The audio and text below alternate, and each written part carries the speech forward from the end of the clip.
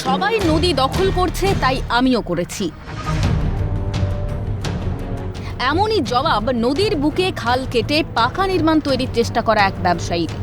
দিন যত যাচ্ছে একটু একটু করে দখল হয়ে যাচ্ছে বাঁকুড়ার গন্ধেশ্বরী নদীর পাড়, এমন অভিযোগ দীর্ঘদিনের।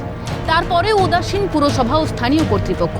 এবার অভিযোগ গন্ধেশ্বরী নদীবক্ষে খাল কেটে ইট বালি পাথরের ব্যবসার জন্য পাকা বাড়ি নির্মাণের কাজ শুরু করেন এক ব্যবসায়ী। বিষয়টি স্থানীয় কাউন্সিলরের নজরে আসতেই দেওয়া হয় বাধা। খবর দেওয়া হয় পুরসভা ও বাঁকুড়া সদর থানার পুলিশে। যদিও ব্যবসায়ীর দাবি সবাই করছে তাই করেছি।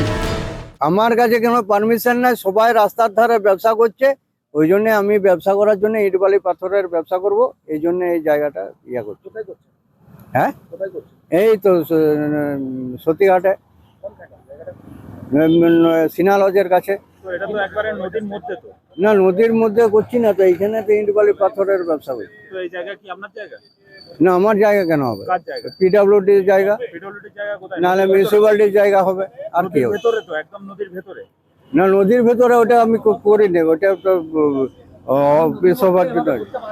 না করতে পারি না। সবাই করছে, সবাই করছে। গোটা ঘটনার দায় পুরসভার ওপরেই চাপিয়েছেন স্থানীয় কাউন্সিলর। তবে গন্ধেশ্বরী নদীকে বাঁচানোর আবেদন জানিয়েছেন তিনি। আমরা বাঁকুড়া পৌরসভা প্রশাসনকে বারবার বলছি, এর আগে আমরা দেখেছি অসীমবালা যখন এসডিও ছিল নদীকে বাঁচাবার জন্য তিনি এখানে বেআইনি কনস্ট্রাকশন ভেঙেছিলেন। পরবর্তীকালে জেলা প্রশাসন ও পৌরসভা উদাসীনতায় আবার কিন্তু গন্ধেশ্বরী দখল হতে যাচ্ছে। আমি অনুরোধ করব বাঁকুড়া পৌরসভা চেয়ারপারসন থেকে আরম্ভ করে পুরো পৌর বোর্ডকে এবং জেলা প্রশাসনকে বাঁকুড়া শহরের মানুষের স্বার্থে গন্ধেশ্বরী নদীকে বাঁচান। গন্ধেশ্বরী নদীর পাড় যেভাবে দখল হচ্ছে, ইমিডিয়েট এগুলোকে ভাঙা হোক। যে সমস্ত বেআইনি কনস্ট্রাকশন আছে অবিলম্বে ভাঙা হোক, গন্ধেশ্বরী নদীকে বাঁচানো হোক। এই গন্ধেশ্বরী নদী শেষ হয়ে যাচ্ছিল। এদিকে খবর পাওয়া মাত্রই পদক্ষেপ নেওয়া হয়েছে বলে দাবি বাঁকুড়া পুরসভার তরফে।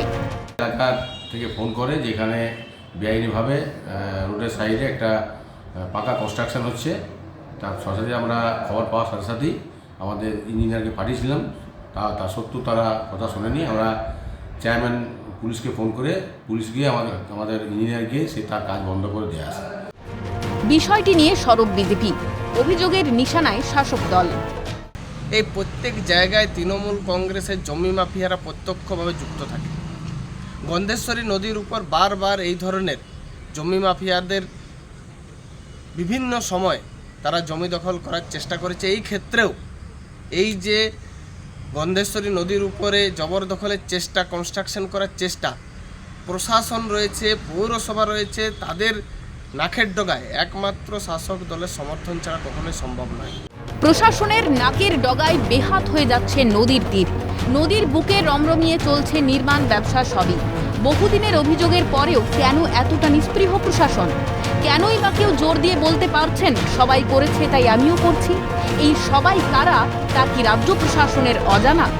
বাঁকুড়া থেকে স্বরূপ রায়ের রিপোর্ট, ক্যালকাটা নিউজ।